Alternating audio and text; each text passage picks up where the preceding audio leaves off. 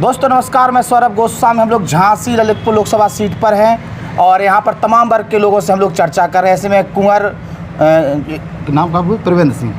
दोस्तों नमस्कार, मैं सौरभ गोस्वामी। हम लोग झांसी ललितपुर लोकसभा सीट पर हैं और चुनावी जो कार्यक्रम है वो आखिरी पड़ाव की तरफ बढ़ता हुआ नजर आ रहा है। कुंवर प्रवीण सिंह जी हैं, ठाकुर समाज किस तरफ जा रही है और भारतीय जनता पार्टी को जनता आखिरकार वोट क्यों दे, आइए चर्चा करते हैं। सर स्वागत है आपका। बहुत बहुत धन्यवाद गोस्वामी जी आपका। क्या स्थिति है चुनाव की? चुनाव एक तरफा है, कुछ स्थिति परिस्थिति जैसी बात नहीं है। एक तरफा की तरफ है, कांग्रेस तरफ है आप देखिए, चुनाव एक शब्द है, उसका अर्थ ये होता है कि दो समान योग्यता रखने वाले लोगों के बीच में से आपको चयन करना है। लेकिन यहाँ तो बिल्कुल एक तरफ पंडित, एक तरफ पैसा वाला है, एक तरफ स्कूटर चलाए हुआ या कहें कि टैक्सी चलाए हुआ को मोड़ा है। नहीं, ये हाथी के दांत होते हैं, जो दिखाने के दूसरे होते हैं और खाने के दूसरे होते हैं। अच्छा। जो व्यक्ति 5 साल केंद्र में मंत्री रहा हो, वो स्कूटर से घूमे तो वो समझ सकता है। तो कह रहा है कि गरीबी और अमीरी की लड़ाई है। तो फिर राहुल गांधी भी अपनी जेब में हाथ डाल के वो फटा पजामा कुर्ता दिखाते हैं। तो ये तो हाथी के दांत हैं गोस्वामी। क्या स्थिति है? राजा लोग का है, ठाकुर साहब लोग का है। आप ये देखिए कि ठाकुरों की जहाँ बार बार बात आ रही है, क्षत्रियों की बात आ रही है, तो आप कल्पना करिए कि हम क्षत्रियों के जो वंशज कुलभूषण हैं, जिनके हम लोग वंशज हैं, उन करोड़ों करोड़ हिंदुओं के आराध्य देव प्रभु श्री राम को जिस पार्टी ने एक टेंट से निकाल के लगभग 550 वर्ष से जो एक टेंट में विराजमान थे, वहाँ से निकाल के एक भव्य मंदिर में उनकी प्राण प्रतिष्ठा कराई है, तो हम तो उनका एहसान जीवन भर पीढ़ियों दर पीढ़ी नहीं भूल सकते हैं। तो ये कहने की बात नहीं है कि क्षत्रिय नाराज़ हैं। क्षत्रिय भाजपा से आने वाली पीढ़ियों में भी नाराज नहीं हो सकता है, क्योंकि इसने इतना बड़ा काम कर दिया है। मतलब लगाव अंदर से भगवान से जुड़ा भाव लगा है उससे। आपने सुना होगा कि अयोध्या के पास के कुछ गांव हैं, वहाँ कई वर्षों से क्षत्रियों ने अपने सिर पर साफा नहीं बांधा था और पैरों में चप्पल जूते नहीं पहने थे। जब से रामलला विराजमान हुए उसके बाद उन्होंने साफा बांधना शुरू किया है। तो हम लोगों को कितनी प्रशंसा है, इसका तो कोई हिसाब। तपस्या, बहुत बड़ी तपस्या के बाद ये दिन देखने को मिला। लोग चर्चा क्यों कर रहे हैं कि भैया राजा साहब नाराज चल रहे हैं? भाई आप ये देखिए कि विरोधी ऐसा तो करेंगे नहीं कि भाजपा का तारीफ करें और वोट उनके लिए मांगें। उन्हें कुछ ना तो उनके पास कोई एजेंडा है, ना उनका कोई मैनिफेस्टो है, उनके पास कुछ कहने सुनने को कुछ है नहीं है। तो वो यही कर रहे हैं कि कहीं क्षत्रिय विरोध कर रहे हैं, कहीं ब्राह्मण विरोध कर रहे हैं। वास्तविकता में आज पिछले करीब 20 दिन से पूरे क्षेत्र में घूम रहे हैं। कल हम लोग सघन दौरा करके आए हैं मऊरानीपुर क्षेत्र का, जहाँ के बारे में कहा जा रहा था कि वहाँ के क्षत्रिय बहुत ज़्यादा नाराज़ हैं भाजपा के। लेकिन हम लोग जब वहाँ गए तो वहाँ के क्षत्रिय शर्त लगा रहे थे कि जितने वोटों से आप लोग ललितपुर से जिता के भेजोगे पंडित अनुराग शर्मा से, उससे 1.5 वोटों से हम लोग यहाँ मऊरानीपुर से जिता के भेजेंगे। मतलब जो आ रही थी शिकायत। अच्छा राजा साहब, एक चीज़, अनुराग शर्मा कैसे व्यक्ति हैं और जनता अनुराग शर्मा को वोट क्यों करे?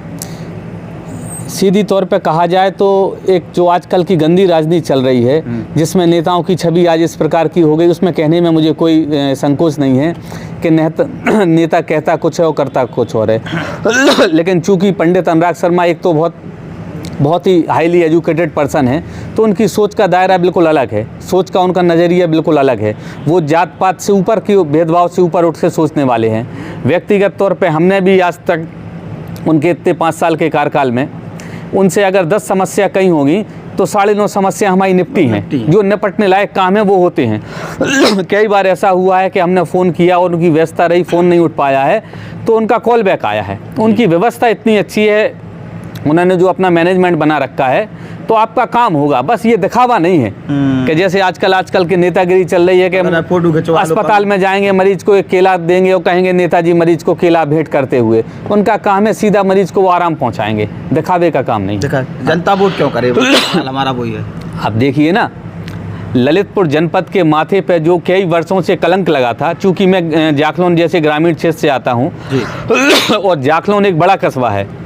जाखलौन के इर्द गिर्द करीब 50 गांव हैं जो जाखलौन से लगे हुए हैं। और जब किसी गंभीर बीमारी का मरीज यहाँ जिला अस्पताल में इलाज कराने आता था तो सुरसा के मुंह की तरह उसे ये रेलवे फाटक दिखता था।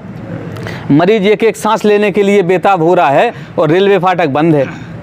तो पंडित अनुराग शर्मा ने ये जो फ्लाईओवर बना दिया है, महिलाएं प्रसव पीड़ा से गुजर रही हैं और रेलवे फाटक बंद है, तो क्या ही असमय मौतें हो। 7 लाख लोगों को सीधा लाभ है वहाँ। बताइए आप कैसे भूल जाएंगे? और ललितपुर ने कभी कल्पना नहीं की थी एयरपोर्ट की। देखिए एयरपोर्ट अस्तित्व में आने वाला है। तब विकास के कामकाज जो बातें करे जाते अब दिख रहे, जनता वोट करे।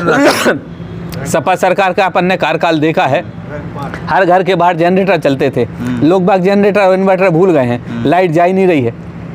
सड़कें आप देखिए ज़िले में, आप किसी तरफ चले जाइए, लगभग सड़कें बन चुकी हैं और जो नहीं बनी हैं वो निर्माणाधीन है। तो विकास की तो आप ये जो बहुत बड़ी स्तर पे जो ड्रग पार्क बन रहा है, इसकी आप कल्पना करिए, जिस दिन ये बन के तैयार हो जाएगा तो ललितपुर जनपद के कितने नौजवानों को रोजगार मिलेगा। जो आज पलायन की स्थिति है वो निश्चित तौर पे पूरी तरीके से खत्म हो जाएगी। अच्छा, चूंकि और भी बातें हो रही हैं, अनुराग शर्मा के सामने जो चेहरा है प्रदीप जैन आदित्य हैं, बड़ो कद रखत राजनीति को अच्छा अनुभव है, सपा की गोदी में बैठ गए, लोग बार बार यही कह रहे हो। प्रदीप जैन की छवि ठीक ठाक है, अपन भी देखा था कि लोगों के बीच में बनी रहता, चाहे फोटो खिंचवाए बनी रहे जैसे आप बोल रहे थे। लेकिन अब जो चुनाव है, चूंकि आमने सामने की फाइट दिख रही है, तो आज की स्थिति में प्रदीप जैन के साथ जनता क्यों जाए, अगर जाए ना चाहे? मुझे गोस्वामी जी ये बात कहने में बिल्कुल भी गुरेज नहीं है। व्यक्तिगत तौर पे प्रदीप जैन बहुत बढ़िया व्यक्ति हैं, लेकिन अकेला व्यक्ति भला होने से काम नहीं होता है। आपको दिल्ली जाना है, आप अच्छे व्यक्ति हैं, लेकिन आप किसी ख़राब गाड़ी में जाके बैठ जाएंगे जिसमें पहिए नहीं लगे हैं, तो आप दिल्ली कैसे पहुंचेंगे? तो उनके साथ समस्या ये है कि उनने जो पार्टी है उनकी, वो पार्टी हताश हो चुकी है। कांग्रेस हताश हो चुकी है, टूट चुकी है, अपनी अंतिम सांसें गिन रही है। तो प्रदीप जैन अपने आप में बढ़िया व्यक्ति है, इसमें कहने में कोई, अच्छे राजनीतिक व्यक्ति हैं, पढ़े लिखे व्यक्ति हैं, कि उनकी जो पार्टी है वो पार्टी ख़राब है। भाजपा है, आज भाजपा विश्व की सबसे बड़ी राजनीतिक पार्टी है, तो वो ऐसे अपने आप किसी एक दिन में जादू की छड़ी से नहीं बन गई है। उसकी विचारधारा है, उसके सिद्धांत है, उसकी तपस्या है, जिसका परिणाम है आज भाजपा पूरे देश में अपना परचम लहरा रही है और विश्व की सबसे बड़ी पार्टी है। सपा कार्यकाल भी आपने देखा होगा, उस समय एक समय था कि प्रदीप जैन भी यहाँ सांसद थे, मतलब केंद्र में सरकार रही लगातार कांग्रेस की 10 साल। आज वो बार बार दावे कर रहे हैं कि कुछ नहीं काम हुआ, कुछ नहीं हुआ, तो उनकी सरकार में भी कामकाज नहीं हुआ। सपा का जो सहयोग मिला है उससे क्या प्रदीप जैन को नुकसान हो रहा है? निश्चित तौर पे सपा का कार्यकाल हम आप भूले नहीं हैं, ज़्यादा पुरानी बात नहीं है। सपा के कार्यकाल में गुंडागिरी की क्या स्थिति थी, ज़मीन माफियाओं की क्या स्थिति थी, अपराध की क्या स्थिति थी, अपराध का ग्राफ क्या था, अपने सामने है। और आज आप देखिए कि आज भाजपा सरकार में क्या है। तो आप गलत पार्टी का साथ लेकर जब राह में चल पड़े हैं तो उसका निश्चित तौर पर आपको नुकसान होगा। मतलब उनको नुकसान उन्हीं के लोग कर रहे हैं, उन्हीं के लोग उनका नुकसान कर रहे हैं। अच्छा, दूसरी चीज़ बार बार एक और आ रही है कि जो चूँकि सामाजिक जो आदमी जी वर्ग को होते है वो टैग लग जाते को। जैन समाज की स्थिति में बार बार आ रही है कि जैन समाज के चेहरा है तो उन्हें सहयोग हो, लेकिन हमारे हिसाब से चूँकि जो आतंक रहो, और जैन समाज एक ऐसी समाज है जो शांति, अमन चैन सुकून के साथ धंधो करना चाहो। जब धंधो सुरक्षित रहे, जब राजनीति करी जाए, तो सपा शासन में जो देखे हम और आपने, ऐसे में कई चुनाव में भी वो चीज़ देखने मिले कि जनता ने सपा को नकार दो। अगर प्रदीप जैन समाज को चेहरा जरूर है, लेकिन जैन समाज इस चीज़ को तो आकलन जरूर कर रही हुई है कि अगर ये जीता तो सपा के लोग गुंडागिर्दी फिर से करें इनके पीछे से। देखिए गोस्वामी जी, जो जैन समाज है वो निश्चित तौर पे बहुत ही बुद्धिजीवी समाज है और व्यापारी वर्ग है, वो शिक्षित वर्ग है। तो क्या एक व्यापारी ये चाहेगा कि कल के दिन जो सरकार बने या जो प्रत्याशी यहाँ से जीत के जाए उसके साथ एक ऐसा दल हो जो गुंडागिरी करे, जो ज़मीन हथियाए, जो व्यापार पर डाका डाले?